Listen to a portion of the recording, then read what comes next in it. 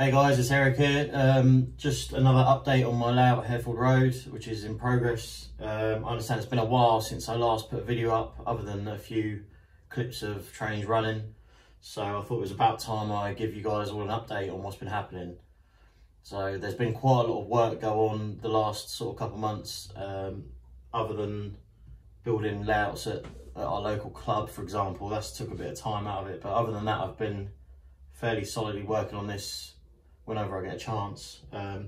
So stick with me and I'll just give you a little look at what I've done. Right then, so here's the man cave, if you like, in all its glory. You can see the boards are up, made by Tim Horn, painted grey. They fit around the room very nice.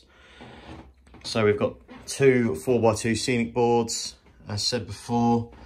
In this corner over here, we've got a 2x2 square, which is where the curve comes around to enable the layout to fit into my room. Then we've got a 4x2 rectangle here, and then a 5x1 board here. Now, I said in a previous video, but it was quite a while ago now, that these 4x2 boards, obviously put together, they create an 8x2 area.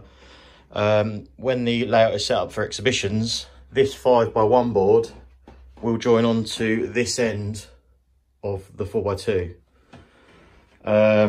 So to make sure it all fits properly, I had to take the boards out of the room when I laid the track and connect the scenic boards straight to this.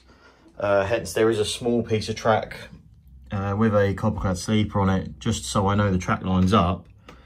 So I got that lined up first, so these two. From there, I then fitted them back into the room, and I've been able to create the curve going round the back.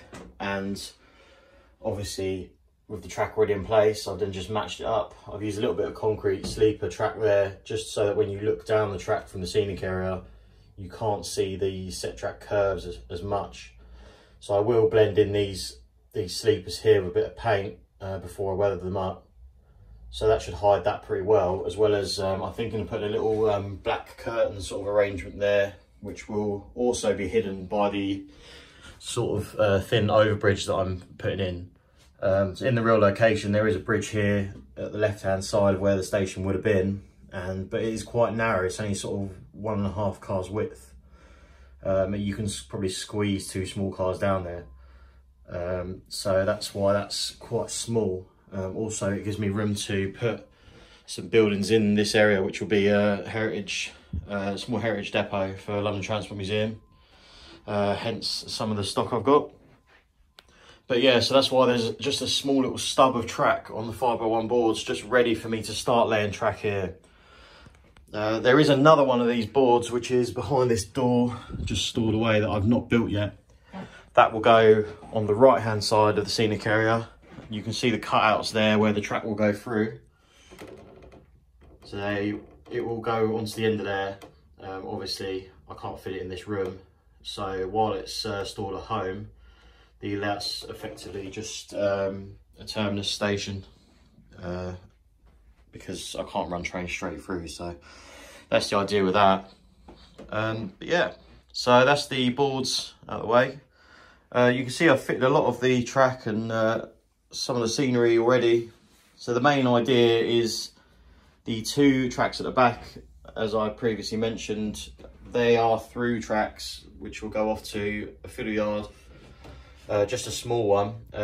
I've not finished the track laying there yet, because obviously being in this room, I can't run trains out of there anyway, so it's not been my sort of priority. I've been focusing on other stuff, but I have got a piece of track underneath these odd bits here, which is ready for this line, which has got the sleeper space ready to go in. And then I'll just have to put that other spare piece that's here in this gap, just to carry that on. But the reason I hadn't done it is also because I hadn't cut the squares out for where the tracks would pass through yet. And obviously I need to have the tracks going right up to the edge with copper-clad sleepers, so there's no gap when you butt the boards up together.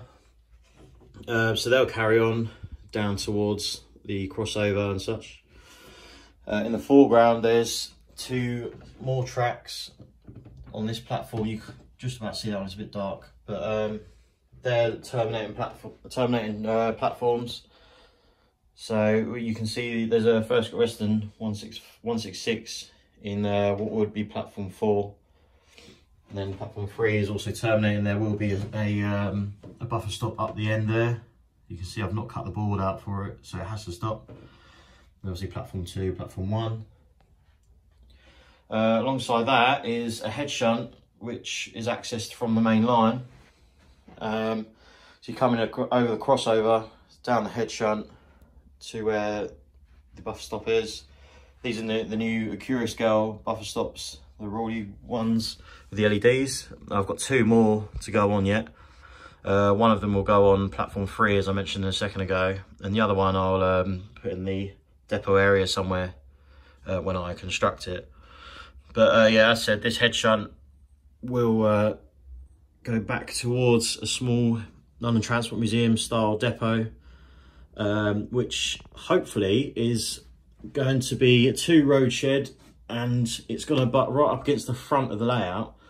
And my idea is to have the front wall missing, so you look straight into the depot. You don't have to peer in through a window or anything like that. It's as if the it's sort of half relief or 3/4 relief, if you like, just so you can look straight in. You haven't got to mess about. And by doing that, I can have it as far over as possible so that you can still see over the back and see the point work that I've put in. So that's what's going to happen there. I'm still debating whether to have a small set of points in on this line here, just going off to a storage siding, just so they can store one of the heritage trains when it's not in the depot area. So that's the sort of plan with that. Right, so that's the station area sorted. As you come out to the throat, there's obviously the sets of points which split off platforms 2 to 4 and off to the depot. They come just after this scissor crossover, which I've got. I've had it custom made for me. It's all painted up now, which looks nice. That basically allows you to come in from the main line. You can come across and go onto any line you want, and coming back out again, you can come out from any platform and reach the correct line to exit the scenic area. My thoughts with that were any train can terminate in platforms 2 to 4 or in the head shunt, but platform 1 is solely for trains going along the main line and up and out the layout. So when at home, I'll just probably be able to bring a train in, park it in the station, and that's about it really. But I just thought it was something different, and it gives me this nice area in the middle where I can put a bit of scenic interest. So moving on there, other than obviously the point to access the crossover, you can see the exit of the board here. I've put copper-clad sleepers in, which I'm yet to paint. I will do, because if I show you these ones I've done, these copper-clad ones are in, and I've just given them 1 coat of paint, and they don't look too bad. You can't tell from a distance that they're there. Obviously with some weather in as well, that'll hide them even better. I just don't want the track to move over the baseboard joints.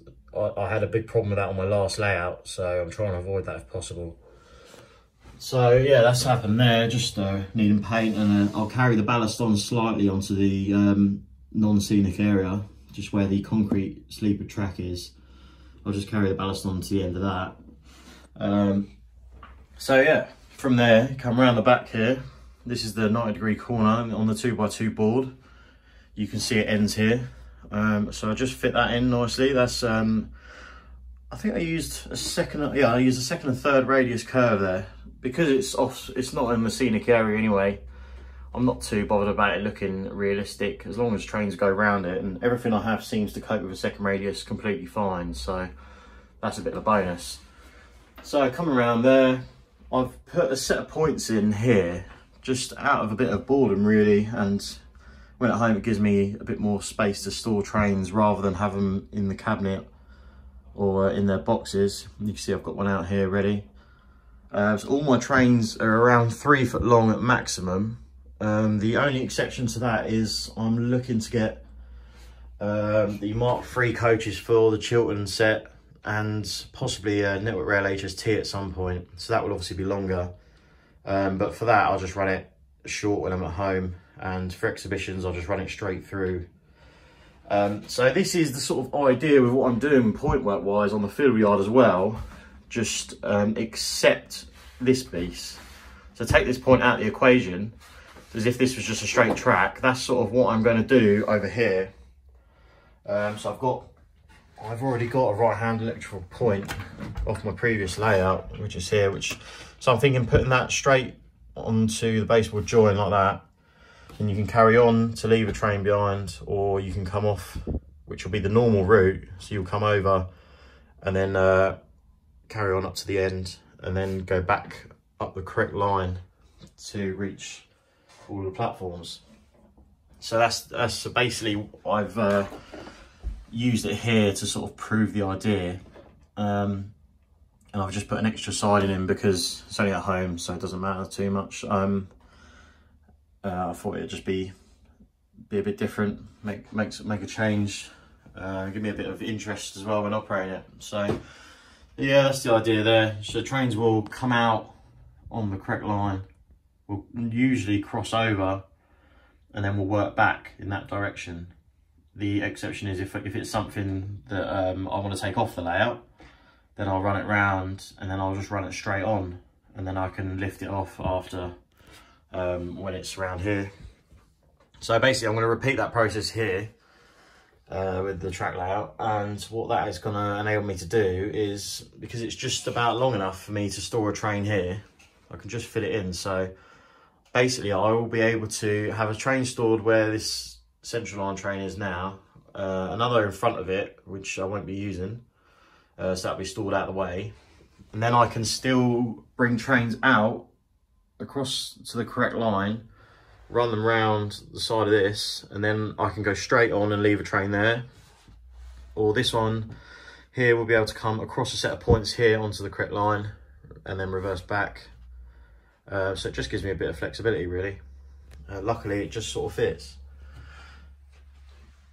So moving on from the main sort of idea of the layout, you can see the tracks down. I've recently painted it, the side of the rails. So the track is all Pico code 100. I've done this for two main reasons. One of them is when for fitting conductor rails, because obviously I'm going to have third and fourth rail. It gives you enough clearance with the underneath of the trains to run over the top of it. I still will have to countersink it into the sleepers slightly, because the pots that Pico supply still sit too high. So that's one reason. The second is I do have a lot of kit built items. You can see my display cabinet here. This isn't everything I have, but I'm just throwing a few bits in for now. But you can see I've got, for example, a Radley Models standard stock. I've got a battery loco. I've got L11 locomotive. I've got converted EFE stock as well as plenty to build, which is going to keep me busy for quite a while. So that's the main reasons for going code 100. I feel like it doesn't look too bad when it's painted up, when you've got conductor rails down and then it's weathered. Obviously I'm yet to weather it and do conductor rails, but even just like it is, I'm really happy with how it looks. You can see on the crossover there, I think it looks really smart, to be honest, and I'm quite glad I went for 100 in the end. It does have the added bonus of being a bit stronger, and I am known for being a bit clumsy with my stuff and breaking a lot of things. So it should be good for that. Now to power it, the points are all Electrofrog points. Even the dreaded three-way point is Electrofrog. Now, I haven't actually fitted point motors yet because I don't actually need to run my layout. I will, but I'm going to have them on a separate sort of system to power the frogs. So my frogs on these points are all powered by Gauge Master auto frog units, which switch the polarity automatically when they detect a slight short in the system. And it's done so quickly that your layout doesn't have time to short out. You don't have any interruption on the sound locos, for example.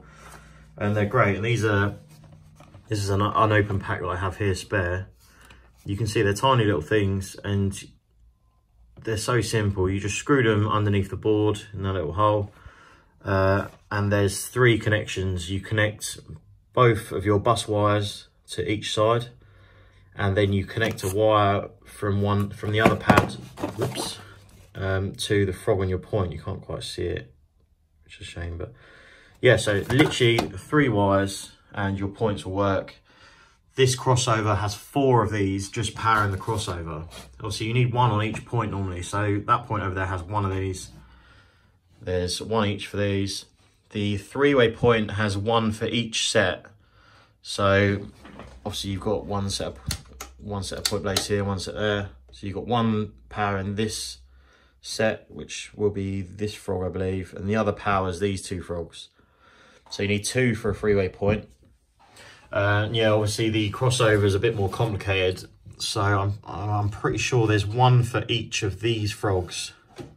There's definitely 4, but I think they power those frogs. So the only issue I've had with using these auto frogs that I found is I did use an NCE power cab controller before, and I really liked it. I didn't want to get rid of it, but I found they don't work with auto frogs because the short circuit on them doesn't seem to like using these. It's not got enough power in the control unit or the power supply or whatever to actually let these switch over. You need enough voltage there for these to actually switch. So the power cab literally just wouldn't do it, which is a shame, but it was quite noticeable. You couldn't run any trains, but it also made more sense when I fit these ones because my O gauge layout, which you may have seen before, is up here. That has 2 points on it, and funny enough, they are also Gauge Master Auto Frogs. And I always wondered why, when I run over the points on that, I always got quite a lot of buzzing noise from the controller. The locos are fitted with stay alives, so they would run over it, but there would be a lot of buzzing away and such. So there was obviously a small issue there, which was hidden by the stay alive. So because of this, I've sold the power cab and I've gone over to DigiKeys DR5000. You can see the controller is up on the screen. I've mounted it underneath the board here. You can see it's not mounted properly yet. It's obviously screwed to the boards properly, but I've not finished all the wiring yet. It's just sort of to get the layout up and running, so I can try the track layout out and make sure that I'm happy with it. But yeah, it's very easy to use. You just plug it in, load the software up, and away you go. I mean, the layout is switched on now. You can tell by the buffer stop lights being on, so it's very easy to use on your PC. You can obviously, so we've got the 165, put your throttle there. That should move out on its own. There you go, it's on its way. Now there's 2 big reasons for using a DR5000. Just let me watch that go out to prove that it all does work. There you go. Yeah, enough of that noisy old thing. So main reasons that I've gone for a DR5000. Number 1 is price. It's I think it was about £180, something around that. I can't actually remember exactly. So it's a reasonable price. You can use quite a variety of controllers with it, hand controllers. So such as a wireless mouse that I borrowed off a friend of mine. I haven't actually used it yet, but you can use these, for example. You can use a wired version. You can use a Pico controller. You can use a Digitrax controller. Anything that works on LocoNet, such as the Digitrax controller, for example, you can use that. Obviously, you can use just the PC software, or you can also download on your phone the Z21 app, which also works with DigiKeys with a few little settings changes. It works fine. So for just messing about on the lap, if I want to take videos and stuff, obviously I use it on the laptop so that my phone's free, but it's very easy to use on here. You've got all the functions there ready to go, which is one of my main things that I like about using it on the PC. you can program on here. So this basically gives you an overview of the DigiKeys unit itself, and you click on what you want to do. So obviously, if you get rid of that, if you want to control your trains, you go on control and then drive. Very easy. As you can see, it pops back up again. Just select what loco you want, press dispatch, and then away you go. You can turn the layout off, turn it back on again. There's your lights. It's super simple, and I really do recommend it. As said, you set up your phone to use the Wi-Fi. These are all the settings you want on here, blah blah blah. Programming track, you can use that to set up CVs and such. But yeah, it's just very good, really. I'm really pleased with it. So that's the main reason why I went with it. The other reason also is I do want to automate the layout. So I want to make it automatic so that trains will come in and depart on their own, while I can be working away doing something else. So I think that'd be really nice. That's obviously further down the line, but yeah, that's the idea behind that. So scenery then. Well, we'll start this end, shall we? Over here, ignore the fact that I'm currently building the road bridge that goes over the top, hence the random piece of wood. And the fencing isn't installed yet properly, as well as I need to buy more. So I've started off with the scale model scenery concrete cable trunking, and as I work on the railway, I see this stuff quite a lot, and there is regularly top surfaces which are disturbed or missing completely. Hence, there's a lot that I've left off. Over here, for example, there's some on this side overlapping. In the kit, you get these printed pieces which you stick in inside the cable trunking to represent some wiring. The corner pieces come in the kit as well. They're very fiddly to make, but they do look awesome. I've not fitted all the tops up to this end yet, but I have put cabling down just in case I want to leave it exposed. It just adds an extra level of detail, really. So I'm going to carry that on all the way up the end once that board is scenic as well. Other than that, we've got the cable trunking for carrying, cabling for point work, signalling, and conductor rails, I suppose. I've got those in a couple places, just down here on the complicated bit of the point work. I've got Pico. I've got scale model scenery drainage pits or catch pits, whatever you call them. I've got a pack of those.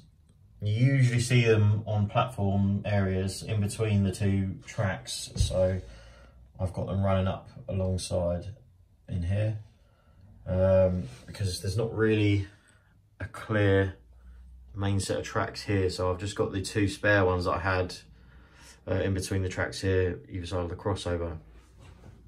Other than that, I've got a set of relay boxes from Metro models. These are really nice little London Underground models.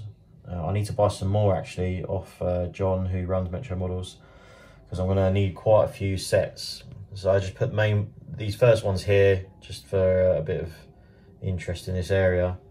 I'll probably have another set over here, and maybe some in the foreground as well, because there's going to be a lot of conductor rails in this area. There'll be a lot of point motors, for example, well, dummy ones.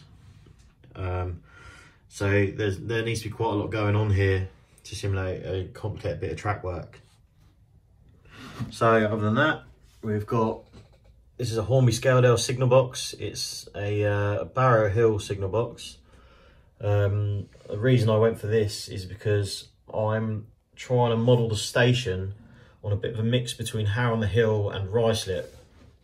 So Ruislip, at the end of one platform, has a small signal box, and it's red and white with a square roof, with the steps on this end, pretty similar to this. I need to adjust the windows and take these little angled pieces out, so it's just square windows. So that's a job. And also Ruislip has a bricked bottom to the signal box, so I might change that, I might not. It would make it a bit more unique to the layout if I did, which would be quite nice. Obviously it needs an interior and some lighting as well. I'm not 100% sure if I will put an interior in or if I will make it derelict. I've not decided yet. The other thing to move on to Ruislip wise is this footbridge. Now Bachmann used to make this. I don't know how on earth I found it. It was just pot luck, just Googling images. And if you look, it's a very nice piece of kit. It comes in a load of different sections you have to put together. The main metal area comes in one piece, and the roofs are separate. Oh, as you can see, I've just dropped one. But they're separate pieces. The sides are separate, so I've glued those on. And like I said, the top is, which is nice because you can get in there to put people in, so you can see it lifts up. And if you look here, there's a picture here. I should have zoomed in on it really, but this is Ruislip Station. Here's the footbridge, and here's mine. So as you can see there, a bit of white paint, and it's absolutely spot on. Obviously some lights as well, but it's pretty much a carbon copy. So I couldn't be any happier with that. And that's obviously going to sit down this end of the station somewhere. If I try and put it back there without it falling to bits, I still, oh, maybe not. I still need to glue it all together, so I will just leave it there. But yeah, so they're my sort of the things I've taken from Ruislip Station.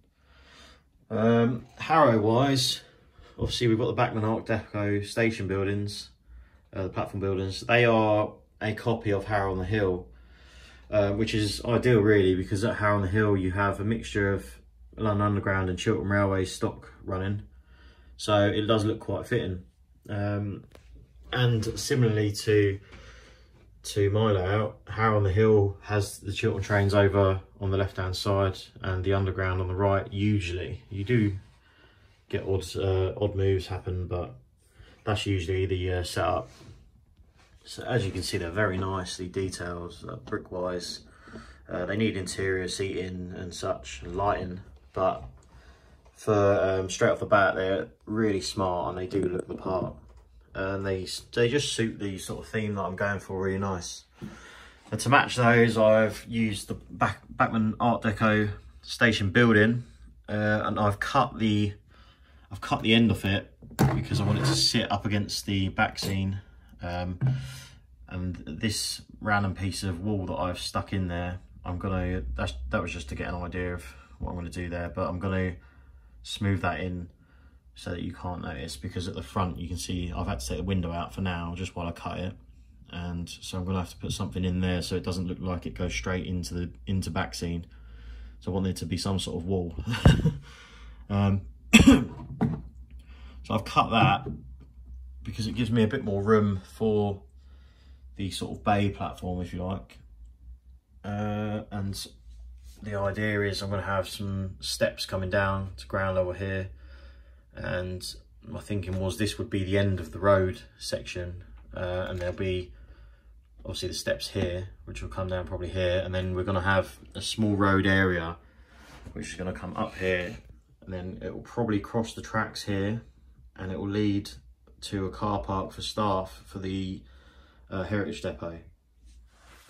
So hence there's not a lot of room for a road, and a usual road, station road, because I just don't need it. And also I've got the head shunt there which will be fenced off. So again, there's a few little bits I need to sort out on this. I've got a window popped out in the front, as you can tell. I've got that bit around the back, and it needs lighting and interior.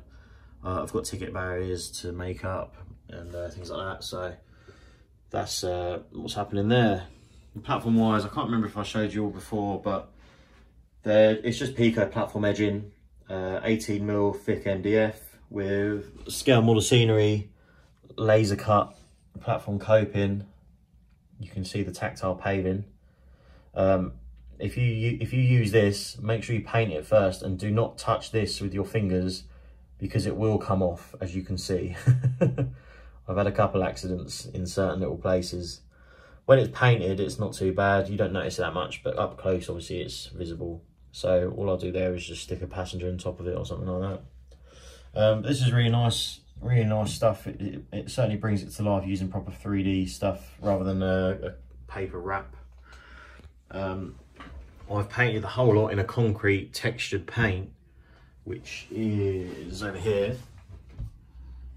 So the paint leaves a concrete texture on everything. So all I'll do then is I'll weather the platform edges and then I'll paint the tops from there. So it'll all be nicely textured up, a bit like the real thing.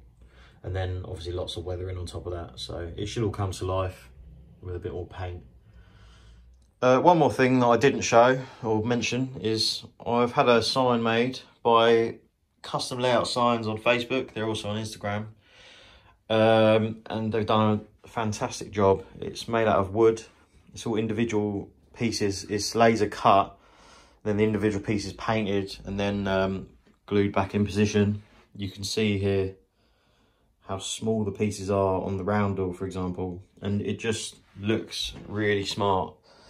I'm very happy with that, and it was a reasonable price and quick turnaround, so I can't recommend Custom Layout Signs enough for that. The only other thing I'm left to show you is the O gauge, really. There's not any updates on it, it's just as it is, really.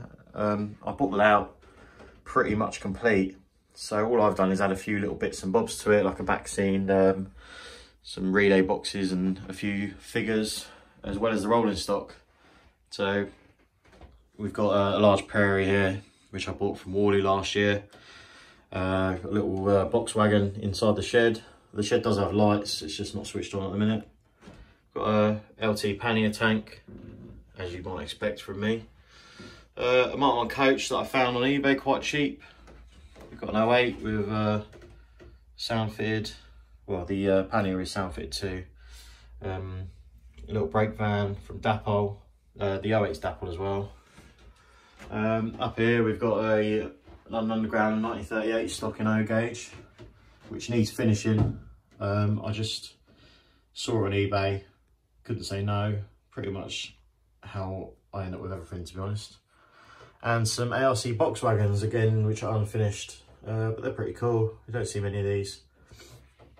So yeah, the O gauge is sort of took a bit of a back seat really for quite a while now.